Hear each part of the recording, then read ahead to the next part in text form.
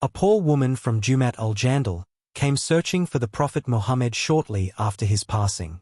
When she learned of his death, she became restless, crying and beating her chest.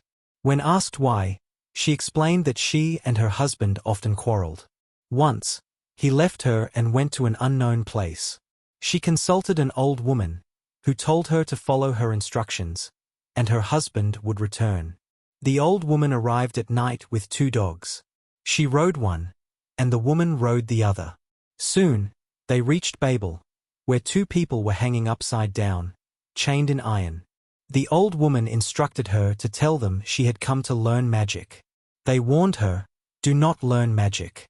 It is disbelief." She insisted she would learn. They then told her to urinate in the oven and return.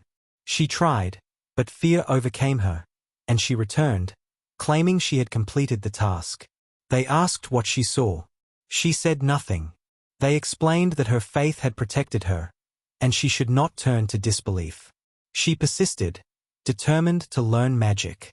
The old woman sent her to the oven a 3rd time. This time, she overcame her fear.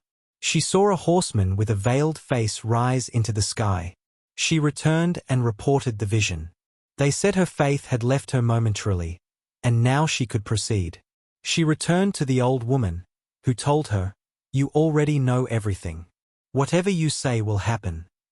To test, she took a grain of wheat and commanded it to grow. It grew immediately. She commanded it to sprout hair, and it did. She told it to separate into individual grains. It obeyed. She said it should dry. It dried. She commanded it to turn into flour. It became flour. She said bake bread. The bread baked instantly. Seeing this, her heart filled with regret and remorse for her lapse in faith. She swore she never used magic against anyone. She came to the Prophet to confess, but sadly, she could not meet him. She expressed her sorrow, unsure what to do next. The companions advised her to abandon the act, repent, and serve her parents faithfully.